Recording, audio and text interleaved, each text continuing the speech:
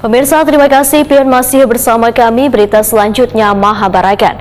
Ribuan jemaah calon haji dari berbagai belahan dunia sudah mulai memadati Tanah Suci, termasuk jemaah calon haji yang diberangkatkan dari embarkasi Banjarmasin. Sebagaimana laporan PPIH Arab Saudi dari Kalimantan Selatan yang diterima Prima TV memadahkan, bila di lantai 2 Masjid Al-Haram, wayah ini sudah dipenuhi jemaah asal Indonesia dan kedatangannya memasuki gelombang kedua.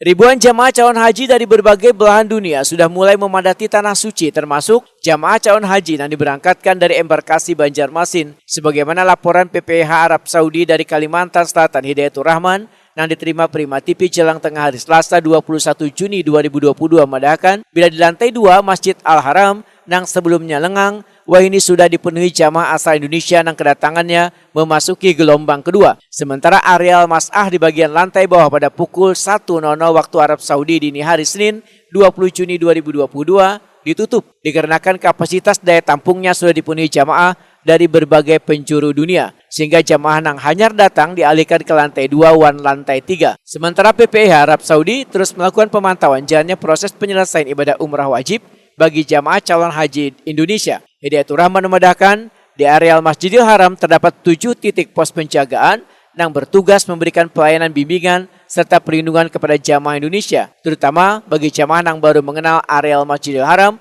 supaya kada kebingungan untuk menuju arah terminal untuk menuju pulang ke hotel masing-masing. Saat ini ada petugas bimbingan ibadah dari sektor khusus Masjidil Haram memastikan apakah jamaah uzur yang didorong oleh keluarganya sudah memenuhi hitungan bilangan sa'i dan tawaf serta tahallul.